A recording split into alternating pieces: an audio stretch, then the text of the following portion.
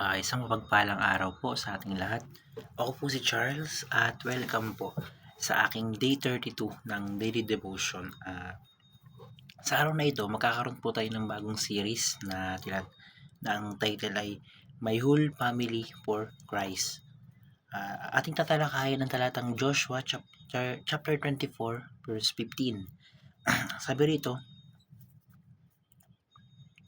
"At kung ayaw ninyong maglingkod kay Yahweh, pumili kayo kung sino ang inyong paglilingkuran.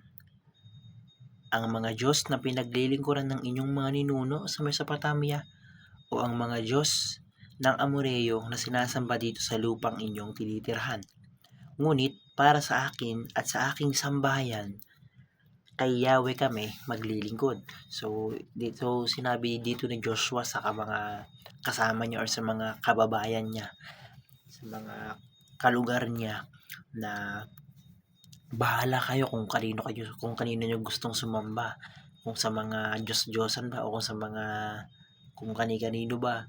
Basta kami ng pamilya ko, sa Lord kami sasamba. Basta kami ng pamilya ko, kay Yahweh kami sasamba. So, yun yung pinakang point ni Joshua dito, no? So, sa unang teaching, sabi, we are God's missionaries and leaders to our families. So, tayo mismo, ang dapat maging ay dapat leader ng pag-share ng Word of God or ng Bible sa ating pamilya. Dapat tayo mismo ang maging missionary ng Panginoon sa loob ng ating pamilya, no? So ayun, dapat na nagde-devotion ako, dapat na nakakapagbasa ako ng isang verse kada araw. So dapat ako yung maging, kumbaga, dapat daw na maging ako yung mag-share ng Word of God sa family ko. So yun yung sinasabi dito. So sa ikalawang teaching, sabi, serving the Lord together as a family is our top priority. So yun daw, sa mundong to, sa buhay na to, ang pagsuserve daw kay Jesus ng buong pamilya ay ang ating top priority daw, no? So dapat pilitin natin na yung buong pamilya natin ay maniwala kay Jesus.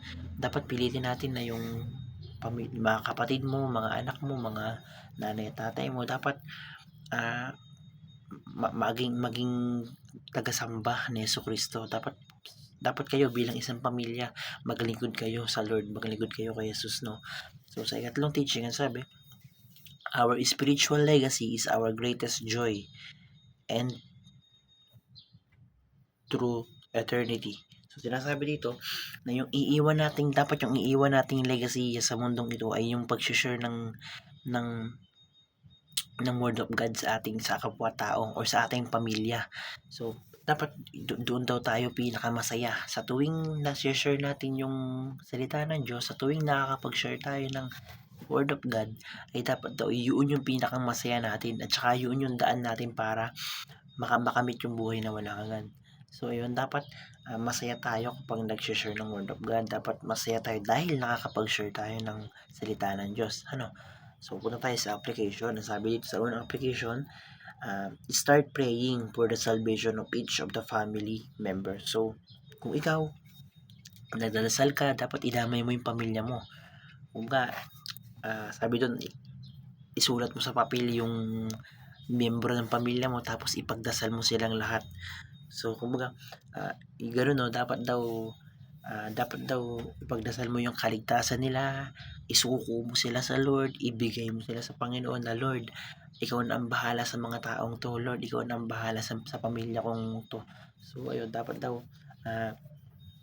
ipagdasal daw natin yung mga nakakasama natin sa bahay, no? So sa ikalawang application, ang sabi rito, share the gospel with our family empowered by the Holy Spirit. So yun nga, dapat tayo mismo, huwag na tayong maghintay ng iba na mag-share ng Bible sa family natin. Dapat tayo na mismo ang gumawa nun, na tayo na mismo ang ang magbahagi ng salita ng Diyos sa pamilya natin. And sabi, pinakamahalaga pa, by the power of Holy Spirit. So, ayun, dapat hayaan natin na yung Espiritu Santo ang kumilos para makapag-share tayo ng Bible verse or ng salita ng Diyos sa loob ng bahay natin or sa mga pamilya natin, na basta kahit na ano mo, kung ipagkakatiwala mo yun sa Holy Spirit, ay magagawa mo yun kahit na hindi ka magaling magsalita, kahit na utal-utal ka, kahit bubulol-bulol ka. Kapag ang Holy Spirit ang gumalaw or kumilos, makakapagbahagi ka talaga ng salita ng Diyos, no? Kahit ano pa, kahit hindi ka pa magaling sa pagsasalita or bubulol-bulol ka, basta ipagkatiwala mo lang yung gagawin mong yun sa Espiritu Santo. So, sa pangatlong application, ang sabi, serve the Lord and lead your family by example. So, yun daw, dapat daw ipakita natin unang-una sa pamilya natin na nagsiserve tayo sa Panginoon. Dapat unang-una ipakita natin sa pamilya natin na na na sinusunod natin ng Panginoon or nag-aaral tayo ng salita ng Diyos. So, kumbaga magandang bagay na kunyari ganito, nakikita ng pamilya mo na nagde-devotion ka araw-araw. So, kumbaga, ikaw yung maging example nila. Ikaw yung maging huwaran nila na ikaw yung ikaw yung nag-aaral ng salita ng Diyos sa pamilya. Ikaw yung nagbabasa ng Bible kahit papaano sa pamilya mo. So yun, dapat ikaw mismo yung maging example sa kanila, no, na ikaw yung mag-lead, ikaw yung mamuno sa kanila, ikaw yung maging leader nila papunta sa paglilingkod kay Lord. Kumbaga ikaw yung maging example. So ayun, ikaw yung magbasa ng Bible, ikaw yung mag-share sa kanila ng gospel, ikaw yung mag-share sa kanila ng word of God. So ayun, pilitin natin na yung pamilya natin or yung mga nakakasama natin sa bahay ay sambahin si Jesucristo, ay maging walang ibang Diyos kundi si Kristo lamang. So ayun, napakarami ko pong natutunan sa araw na ito. Maraming salamat po. Glory to God po. Thank you.